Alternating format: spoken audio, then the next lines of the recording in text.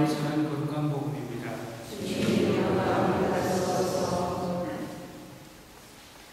그때 예수님께서 제자들과 함께 식탁에 앉으셔서 마음이 산란하시어 드러내놓고 말씀하셨다.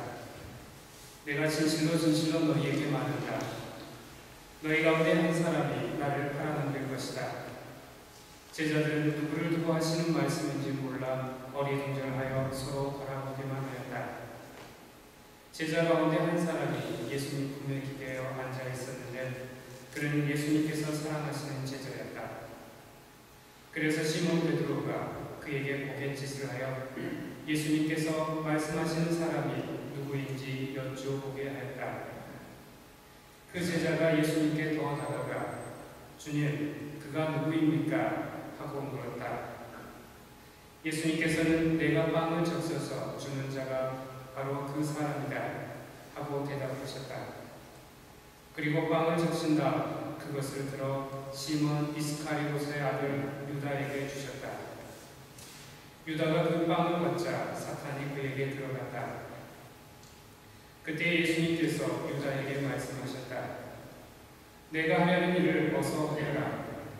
식탁에 함께 앉은 이들은 예수님께서 그에게 왜 그런 말씀을 하셨는지 아무도 몰랐다. 어떤 이들은 유다가 돈주머니를 가지고 있었으므로 예수님께서 그에게 축제에 필요한 것을 사라고 하셨거나 또는 가난한 이들에게 무엇을 주라고 말씀하신 것이려니 하고 생각했다. 유다는 빵을 받고 바로 밖으로 나갔다. 때는 밤이었다. 유다가 나간 뒤에 예수님께서 말씀하셨다. 이제 사람의 아들이 영광스럽게 되었고 또 사람의 아들을 통하여 하느님께서도 영광스럽게 되셨다. 하느님께서 사람의 아들을 통하여 영광스럽게 되셨으면 하느님께서도 몸소 사람의 아들을 영광스럽게 하실 것이다. 이제 곧 그를 영광스럽게 하실 것이다. 얘들아, 내가 너희와 함께 있는 것도 잠시뿐이다. 너희는 나를 찾을 터인데 내가 유다인들에게 말한 것처럼 이제 너희에게도 말한다.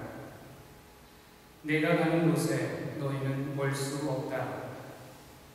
시몬 베드로가 예수님께 주님, 어디로 가십니까? 하고 물었다. 예수님께서는 그에게 내가 가는 곳에 내가 지금은 따라올 수 없다.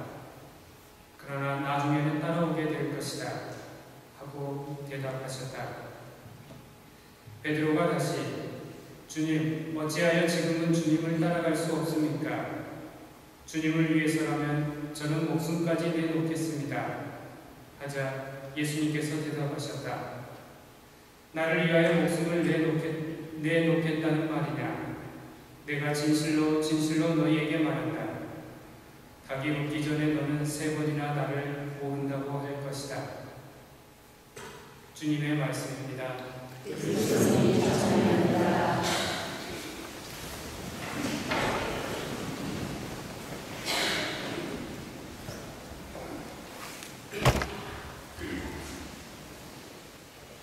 예, 오늘은 우리가 부활을 후에 맞이하기 위해서 항공hel사를 오는 날입니다.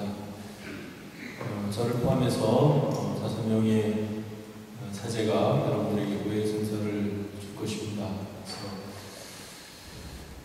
고해성사 그러면 어떤 면에서 보면 여러분들이 상당히 좀 부담스러워할 수도 있고 또 때로는 고해성사 보는 것이 귀찮게 여겨질 수도 있을 것입니다. 그러나 따지고 보면 고해성사야말로 우리에게 하나님께서 내려주신 큰 은총 중에 큰 은총이 아닐까 그런 생각을 해봅니다. 왜냐하면 세상에 어떤 사람도 우리의 잘못에 대해서 무조건적으로 아무런 조건 없이 용서해 주지 않지만 하느님께서는 고해성사라는 방법을 통해서 우리에게 죄를 용서해 주시고 더 이상 우리의 죄를 탓하시지 않기 때문에 따지고 보면 죄를 용서받을 수 있는 고해성사야말로 진정 우리에게 큰 은총이 아닐까 그런 생각을 해봅니다. 물론 여러분들이 오늘 고해성사를 보러 오기에 앞서서 나름대로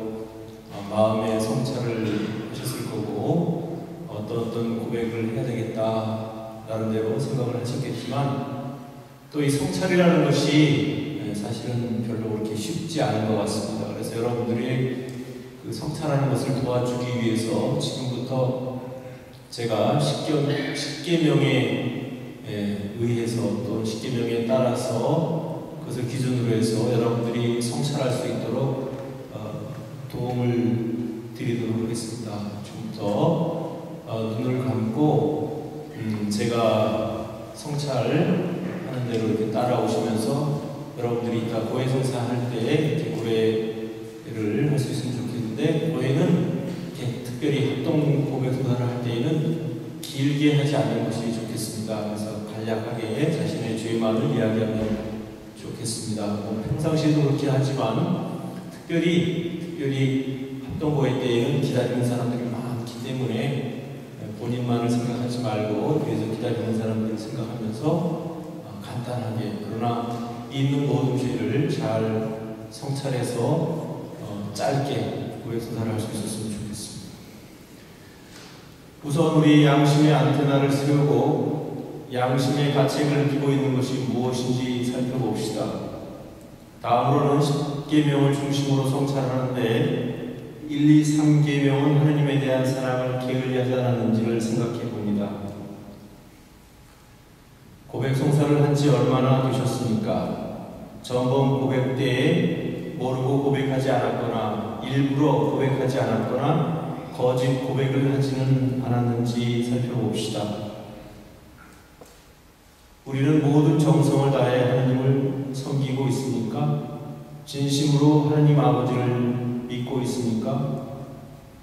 항상 감사하는 마음으로 살아가고 있습니까?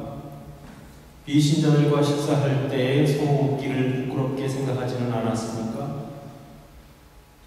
실망하고 좌절한 적은 없었습니까?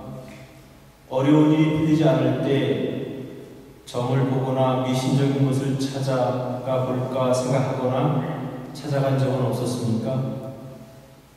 기도하고 전례에 참여하는 것을 심리적 위안 정도로 생각하지는 않았습니까? 한 주일에 단 1시간 주님께 공헌하는 주일 미사를 귀찮아하고 사소한 일을 핑계로 빠지지는 않았습니까? 게으름, 무성의, 관광을 핑계대면서 미사에 빠진 적은 없었습니까?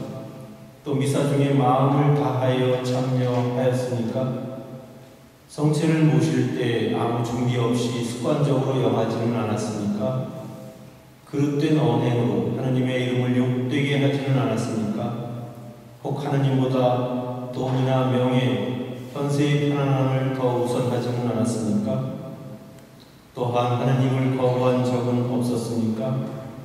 고통이나 환난을 당할 때에 하느님을 원망하지는 않았습니까? 전례생활을 열심히 하면서도 교회 봉사 활동이나 이웃을 도와주는 일에 소홀함은 없었습니까? 4계명은 부모님을 공경하라는 것입니다.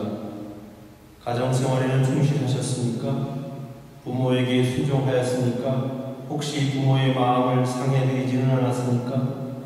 부모님을 자주 찾아뵙고 효성을 다 바치고 있습니까? 가끔 용돈이나 드리는 것으로 할 일을 다 한 것으로 착각하지는 않았습니까? 늙으신 부모님을 짐스럽게 생각하고 빨리 돌아가셨으면 하고 생각하지는 않았습니까? 부부간에 서로 존경하고 사랑하고 있습니까? 서로 무시하고 미워하고 말을 함부로 한 적은 없었습니까? 아내를 무시하거나 모욕적인 말을 사용하지는 않았습니까? 남편의 직장 생활을 이해하고 위로하고 용기를 갖게 하였습니까? 아니면 바가지만 긁었습니까? 생활비를 낭비하고 사치한 것을 마음에 두지는 않았습니까? 남편을 혹은 아내를 다른 남편과 아내와 비교하여 불만스럽게 생각하지는 않았습니까? 아내에게 혹은 남편에게 폭언, 폭행을 한 적은 없었습니까? 부모로서